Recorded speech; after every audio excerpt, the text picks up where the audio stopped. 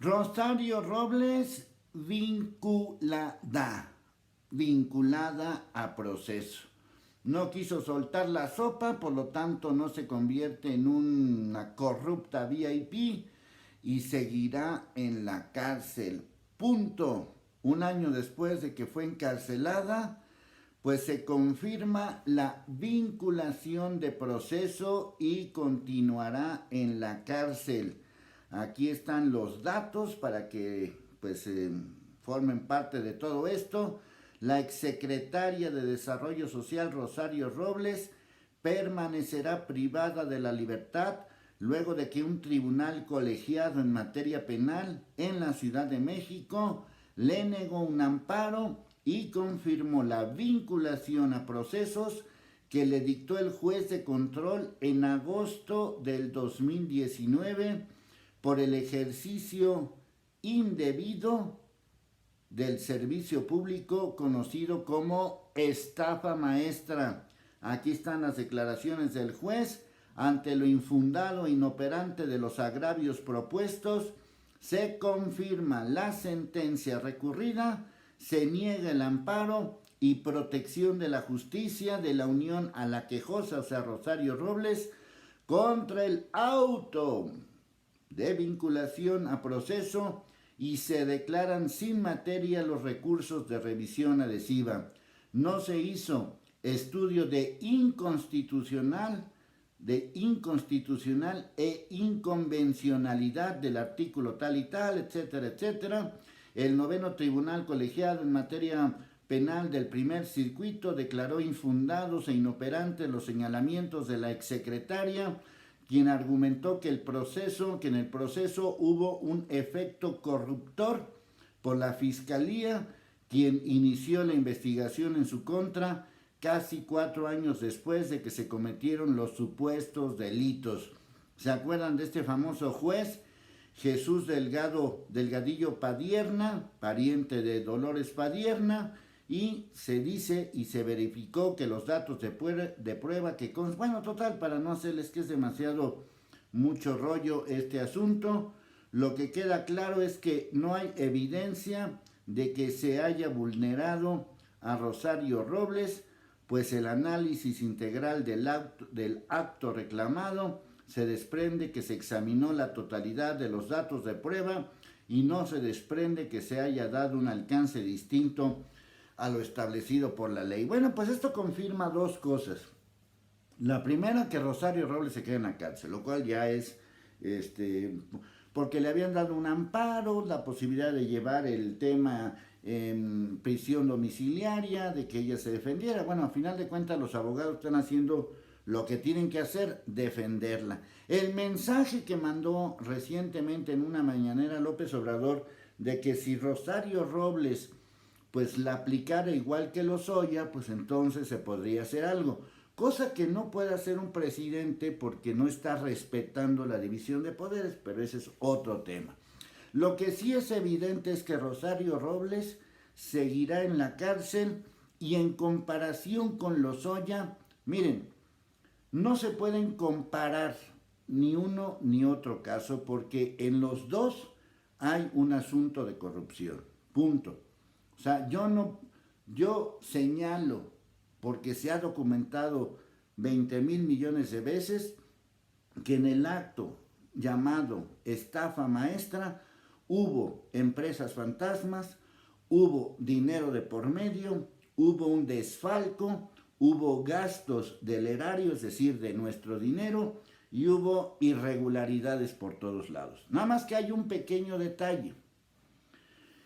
En el caso específico de la estafa maestra, participaron muchas secretarías de Estado, muchas universidades públicas y oficinas que tienen que ver con este asunto, particularmente la oficina de Banobras. ¿Quién era el director de Banobras en ese entonces? Alfredo del Mazo. En la estafa maestra participaron muchos, no solamente Rosario Robles, y no solamente Rosario Robles dentro de las secretarías en las que estuvo a cargo.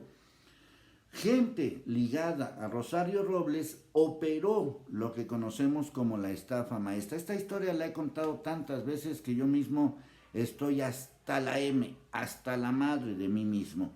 Pero por ahí debe estar la entrevista que le hice a los reporteros que dieron origen a la estafa maestra, y en esa entrevista particularmente pregunté por Alfredo del Mazo, y ellos, los reporteros, los que investigaron todo este tema, me confirmaron que Alfredo del Mazo, actual gobernador del Estado de México, es fundamental en esta historia. Para que Rosario Robles haya hecho lo que haya hecho, si es que lo hizo, y ahí está la vinculación a proceso, del proceso, no lo hizo sola.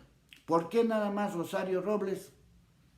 Por un asunto de voluntad política. Recalco, por un asunto de voluntad política. ¿Cuál es la otra diferencia con Lozoya? Que Lozoya, a final de cuentas, repartió todo este dinero. En el caso de Rosario Robles, también hubo repartidera de dinero, pero a través de otro tipo de circunstancias que ya conocemos como empresas fantasmas, dar dinero para circunstancias que nunca se aplicaron, etcétera, etcétera. En los dos casos, la Auditoría Superior de la Federación confirmó que había irregularidades. En los dos casos, Lozoya y Rosario Robles. En los dos casos, la Auditoría Superior de la Federación presentó denuncias. En los dos casos, la Auditoría Superior de la Federación advirtió, por lo menos, a Enrique Peña Nieto. Y en ninguno de los casos se hizo nada. El tema es muy sencillo. Los dos deberían de estar en la cárcel. Pero bueno, ya sabemos que, como lo he dicho 20 veces, hay corruptos VIP y hay corruptos, y que pues así se trata la justicia en este país. Ojalá se aplicara como se tiene que aplicar, pero no se aplica. Se aplica según las instancias políticas. No se está llevando a cabo la justicia, se está llevando a cabo un acto que tiene que ver simple y sencillamente con una venganza política, porque recuerden, ahora que estamos otra vez con el tema de los videoescándalos, que el origen de los videoescándalos es Ahumada, y Ahumada estuvo ligado íntimamente, sentimentalmente con Rosario Robles, que además traicionó en su momento a esta cúpula política que la encumbró como jefa de gobierno al pactar ella el cese de la huelga de la UNAM cuando estaba Zedillo a cargo de la presidencia, cuando ella entró como jefa de gobierno. Y recuerden que muchos de los actuales funcionarios de la llamada 4T en su momento fueron miembros del Consejo General de Huelga, de aquella famosa huelga que duró más de un año, en la época en que Rosario Robles entró como jefa de gobierno de la Ciudad de México, en ese entonces Distrito Federal. Así que bueno, como Lozoya no forma parte de todo este asunto, pues a Lozoya todos los privilegios, todas las ventajas, porque es un privilegio, aunque le quiten todo su dinero, aunque quede desacreditado, aunque se lleve a cabo un acto de justicia. No es lo mismo estar en tu casa, que es una casa de lujo, llevando a cabo el proceso donde puedes negociar, que estar en la cárcel. Los dos deberían de estar en la cárcel, pero no es así.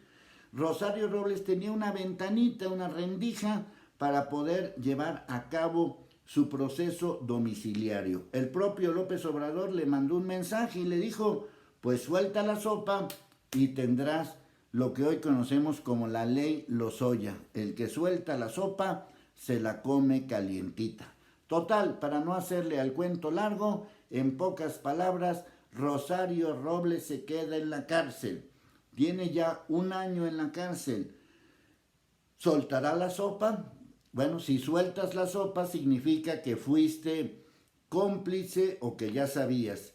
Hasta el momento, lo que sabemos es que la Fiscalía lo único que tiene seguro en el caso de Rosario Robles es una acusación por omisión, no por ejecución, no por obra. Entonces, habría que esperar qué es lo que sucede.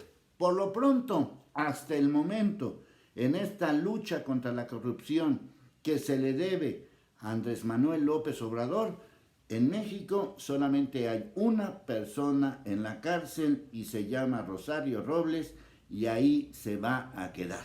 Un tema que lo hemos hablado 1.000.000 de veces y que por lo que veo nos tiene hasta la M, hasta la madre, para que me entiendas.